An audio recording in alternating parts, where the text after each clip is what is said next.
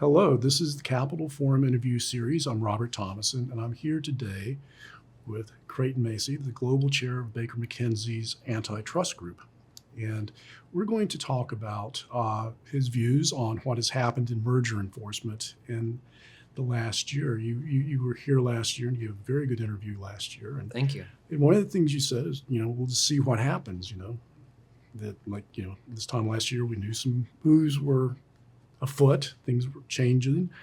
Yeah. And I just, we'd just like to ask your perspective on merger enforcement over the last year, both in terms, volume of cases, types of cases, and other things that stick out for you.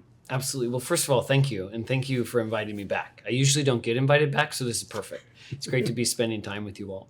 Second, I think I'm really excited to be here and to be speaking with you, and very appreciative, because I think this is in what we do.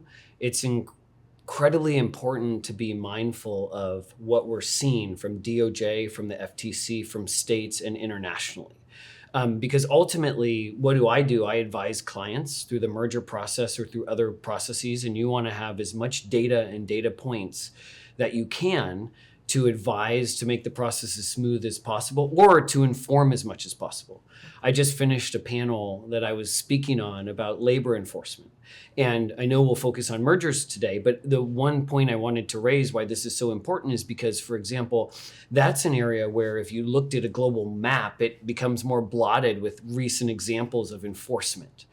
In today's world, for merger control, you have this map of jurisdictions around the world, and it is, in whatever color you use, it is blotted, right? And that's very important because we want to talk about what we're seeing both in the United States, but also internationally for big deals, for global deals, and most of them are these days. It really is important to look at both of those angles so you could advise and say, eventually, here's your profile, both the substantive profile in terms of the risk, but also the profile in terms of, I've got filings in 10 jurisdictions for merger control. I've got 5 filings for FDI, and how this jurisdiction is going to affect this one, timing, et cetera, et cetera.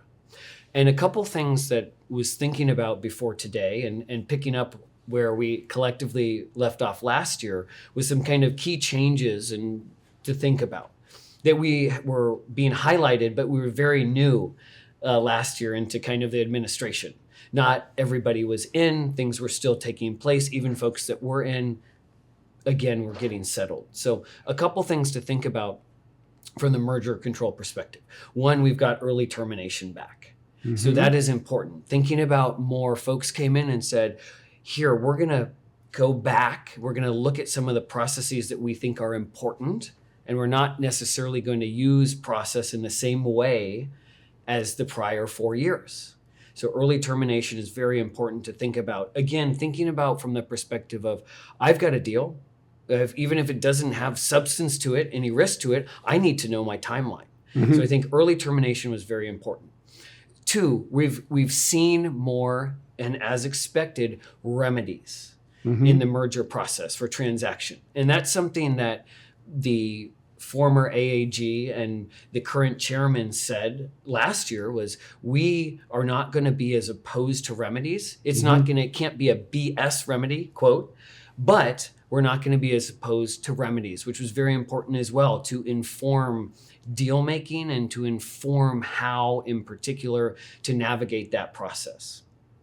3, I think what's also important is we've seen a continued focus on merger enforcement, but we've also seen a real different tone. It actually goes into 1 and 2, but we've seen this different tone in general in terms of transactions. And some transactions can have a remedy. Some transactions might be litigated. And the majority of transactions, of course, because only 1 to 2%, 1.5 to 2.5% receive a second request, right? We're going to more facilitate this process that is more deal friendly, if you will, or not as anti-deal. And that's something that both DOJ and FTC have said when they've spoke on the issue, both today as well as a year ago. So those are just some of the things that come to my mind. and thinking about in terms of that practical nature and think about how do we advise, I would notice just and mention some other things. For example, state enforcement Right. is one. Not only have we seen from the substantive perspective and more states being assertive, being aggressive, and leading the charge, but also from the procedural. We think about merger enforcement and thresholds, merger filings or like filings in Colorado and Washington. Mm-hmm. We'll see what California does is a big one.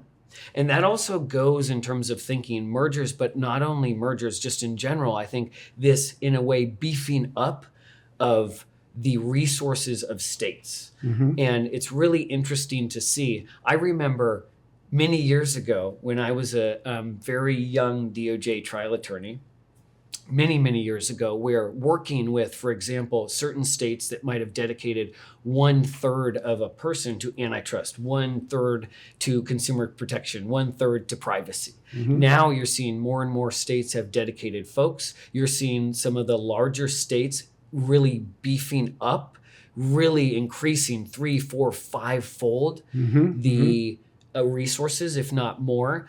And that goes into some of the examples that we're seeing today in terms of the states, working with private plaintiffs or just in general, and working with DOJ and FTC or going at their own. There's just those options now that we're, of course, seeing more and more of today. It seems to speak to your point that there's a blotted map, that like if you color code the map, then within the United States, you'd have subcolors. Exactly. I think that's a great point. And we're not only dealing with the blotted map internationally or the proliferation of antitrust merger control laws, more going from voluntary to mandatory. We're also dealing with that in the United States right now in a way. Mm-hmm. More states evaluating their own merger control, at least filings, filing thresholds, more states beefing up and thinking about enforcement. I think it's very safe to say in a different way than they did even 5, 10, but particularly 15, 20 years ago. How do you think this is affecting the risk assessment that the companies make? Yeah. Because, you articulated very well some of the changes that were made. Yes. And and how they're manifesting themselves. But at the same time, some uncertainty has crept in, and some actions have happened that have surprised people. And so how do you think it affects the risk assessment? It's a great question. So it's evolving. But I would mention two things in particular, because in everything that I think about, I think of both procedural and substantive. So I think the substantive is particularly evolving to see how some of the in a way, the teeth on some of these different thresholds and different state filings. But I think the important thing is, one, first and foremost, what if you trigger one, right? What will that do to your timeline? First, have you thought about it? Because they're new. So let's not be surprised. And that's the key. But from the procedural perspective, do we trigger one? What does it look like? Is it putting in a copycat of the HSR form, or is it something where you have to put more resources into and is a different kind of process? Mm-hmm. Two, now, of course, when we talk about from the substantive perspective of what states are doing, we are seeing states very active in both merger as well as non-merger litigation, what we talked about. But also, could the differences be in any merger control law that is enacted that allows them to not only have the procedural and substantive avenues that they have, but also something that provides them more teeth in a way to pursue what they're looking at. That's an evolving landscape, but it all goes into, I think of it in particular, less so each transaction is case by case, less so on a jurisdiction specific level. It's more, how do we look at this overall picture? And are we needing to now, if we had 10 merger control filings, 1 in the US, 9 others, if we had 5 FDI filings, right?